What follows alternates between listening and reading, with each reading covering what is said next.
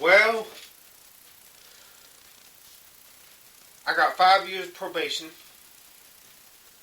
I cannot access social media. This includes YouTube, Facebook, Twitter. So I can't put in any more YouTube videos up. I accepted the deal from the district attorney in Greenville, North Carolina. I think his name was Rob. My lawyer was a great help, Steve Hagan, but unfortunately when we were in the courtroom, he acted like an intimidated, incompetent. I had to keep reminding him of things to say to the show. I think the problem was lack of communication. We did not communicate and talk enough. I think that's what the problem was. But to get a lawyer who's going to take all this time to talk to you and get to know you thoroughly, you have to pay big money for it. A court-appointed attorney is not going to work like that. But anyways, I had been charged with 2 counts of cyber stalking, 2 counts of communicating threats, and a felony count of false report and mass destruction. Because I supposedly said these threats on campus property. But the DA, I'm convinced, was just as afraid of losing the case as I was afraid of being convicted. And he held out for as long as he could, but my lawyer kept saying, no, we're not going to plead guilty to no felony. Finally, the DA offered for me to plead guilty to the 2 counts of communicating threats and dropped all the rest. If I was healthy like I was back when I was 31, I would have fought that felony. I believe I could have kicked his ass without my lawyer's help. But you need a lawyer because if you a person who represents himself in court is a fool, and the judge tends to look upon him with contempt and treat him less than he does a person who has a lawyer. It's politics. It's not about justice. I believe I could have beaten his ass. And yes, I did get my computer back. They're saying they only took 1 camera. They're not going to give me my flip cam back. Because they didn't mention it, so they're going to try to keep my flip cam. They see 2 cameras, not just 1. My computer tower, my BB air pistol, and my cell phone. I'm getting everything back, but the flip cam. So anyways, I love my probation officer. I'll admit, a probation officer's not there to be your friend. She's there to throw your ass in jail if you break the law. And that's the way I see it. It's a professional relationship, but I really like her. She's really, positive. She's kind. She acts like she really cares. I'm not going to tell you her name to protect her privacy, but I like her. I'm glad I got her. I hope she stays my probation officer for life. Maybe in 3 years I can access social media, but if it's possible, I might not be able to for 5 years. Man, if only I hadn't had these pains, this stroke. Because if in the event the jury finds me guilty, I go to prison. And I'm told my cousin went to prison. He said he's seen people there die from the flu because the workers at the prison do not take care of you unless you have something major happen to you. They wait for something catastrophic to happen to you before they give you medical care. He said medicine there is like a third world country. And I know they would not give me my medicine. If I went to prison, my disability and SSI and all my Medicaid, Medicare would cease. And I couldn't afford my medications. And they would not give me any medications until after I had another stroke, whether from high blood pressure or from having to come off my Plavix. They would make me stop immediately. But that's dead dangerous. I would go bald because I couldn't afford finasteride, and I'd rather be dead. I'd rather die with a head full of hair than live to be 100 years old with lack of hair up here. So that's why I didn't fight it. I was on fire. I wanted to fight this motherfucker. I wanted to I wanted to go to trial so bad, but it's my health. Even now, if I sit in my computer or sit in a car or lay in my bed, if I don't have this pillow right here under my back, like this, if I even sleep 2 hours without this pillow under my back, I wake up, my low back, my left hip hurts like it did a week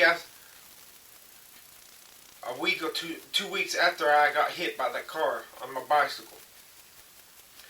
Sometimes I wonder if I'm going to ever heal.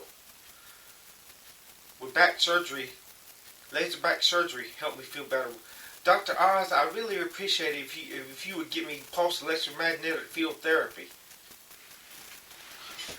I would really appreciate my cup of coffee too. Starbucks, preferably. And ever since my stroke, I've noticed that people don't like me like they used to. Because I'm not hip anymore. I'm not young. I'm not full of life. Damn battery ran out. As I was saying, ever since I had my stroke, ever since I'm in constant pain, back pain, on 7 prescription medications, always waking up well rested, but for the first few hours I'm up, I feel too fatigued, too pooped. I don't even feel like working up my computer. It even hurts my back to sit in the recliner. The only thing that helps my back feel better is if I walk around or ride my bike. Thank God for that. But if I sit or lay down without that pillow on my back, under my back, my back starts to hurt like hell. And the muscle behind my right eye is acting up, causing my vision to... I can't put my finger on it, but I just can tell my vision is not, and my right eye is not what it used to be. It's every time I wake up, my vision in my right eye is fucked up. Sundays when I get home from church and take a nap, I wake up feeling rested. Oh, but I feel half dead.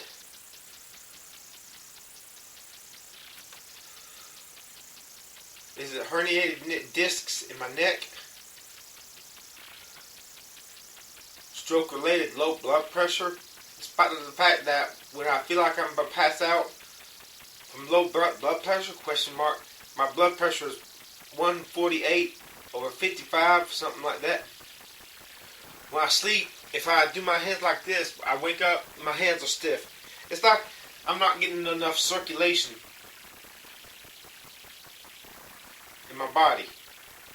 There have been times where I rode my bike to the Kinstonian. It was almost as if I could not walk because I didn't have the strength in my legs from perhaps poor circulation because I'm on all these damn medicines. Now that I've gotten up and got the juices flowing, I'm feeling a little better. I don't feel that funny feeling in my right eye, but when I start doing, I start feeling that wooziness in my head. What's wrong with me? Will I ever be normal again? I feel like a 55-year-old man, only worse.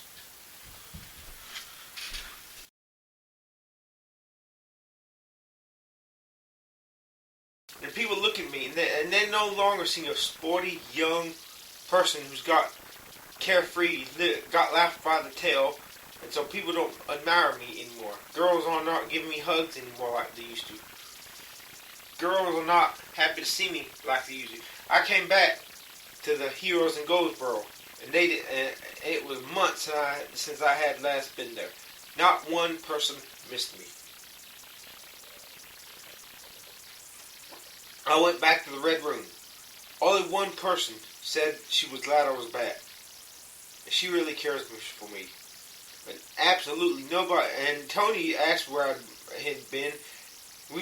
We go back way back to 1993, 1992 actually, but we became friends in '93. He's the bouncer there. We were like real tight back in the days. But absolutely nobody else missed me. I mean, absolutely nobody missed me. It hurts. It deflated my ego. I realized I'm not such an important person. I'm not so. I had my time of fame. The girls, who used to admire me, a girl who works at Chick-fil-A, she used to love to see me. She was really happy when I asked her to take a picture with her measuring her arm, and she left a comment on the video later. Yeah, that's me. Yay! Now, she don't care about me anymore. The effect of me being a star, having been on MTV, has faded away. And it happens. I enjoyed it while I had it. I'm thankful for that. But I knew it wouldn't last forever. Now, if I was a really, really hot guy, their excitement about me being a star would have taken a lot longer to fizzle to what it is now, but I'm sorry. I'm really sorry. I'm not good looking. But I'm getting. If people love me, I'm enjoying it. I'm enjoy it while they love me. If girls love me, I'm enjoy it while it lasts, knowing it's not gonna last forever. It's gonna die someday. I just wish I was a good-looking guy, because if they thought I was the good-looking guy, the superficial love for me wouldn't be so superficial. It would be, you get what I'm saying? It's superficial already, but it's really superficial, super superficial now. If I was a good-looking guy, it would be just superficial, but it would still be real. And it would take a whole lot longer to fade, because every time they looked at me, my good looks would strike them down, and they would realize, hey, this kid's something else. He's not the average guy, and I like him.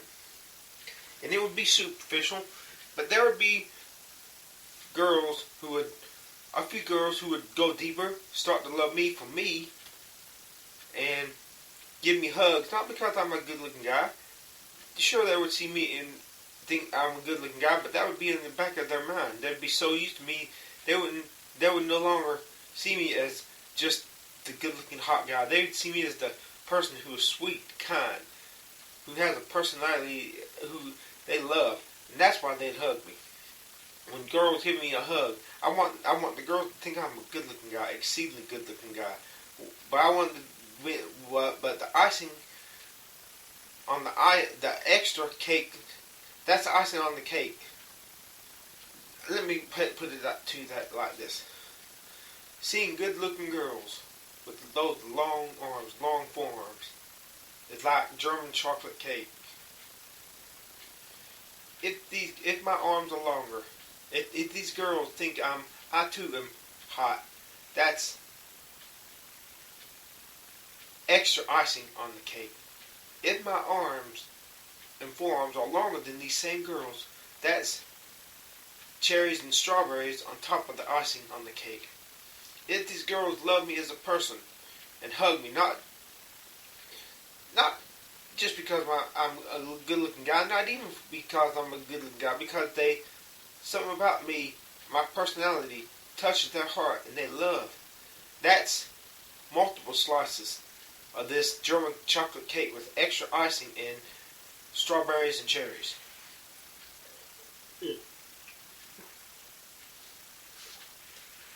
With the side of Venti Starbucks coffee, Pike. 1 packet of sugar and enough cream to turn the coffee white brown.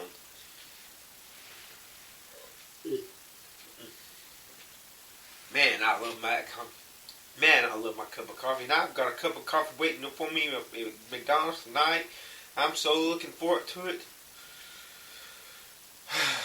Deep, but what bothers me is these gray hairs, these age marks. That I'm getting more age marks on my face. I wish I could get fractional CO2 laser and microdermal filler to restore the collagen. And I'm afraid I see the beginnings of an age mark on this side of my face. Somebody at the Red Room, I turned to look like this. She said, "Yeah, I can see. I can see how you can look 20 now when you turn like this. When you turn like that, you look 30." So I got a face that looks 30 on this side, and in my 20s on this side.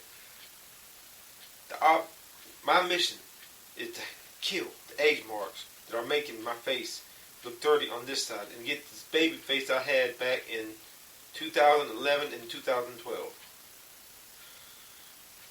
Somebody told my mom I looked like a teenager in the courthouse. Of course, she was as old as my mom. I wonder how good her vision was. She told my mom I looked like a freaking teenager. I was dressed up, though. You got to be kidding me. When somebody at the Red Room told me, I asked him, "Can you tell I'm 30? He's like, "No, I thought you were older. 38. In some light, I look like a young kid. In other lightings, I look like an old man. I got to kill what's making me like the spots, age marks, and lack of collagen.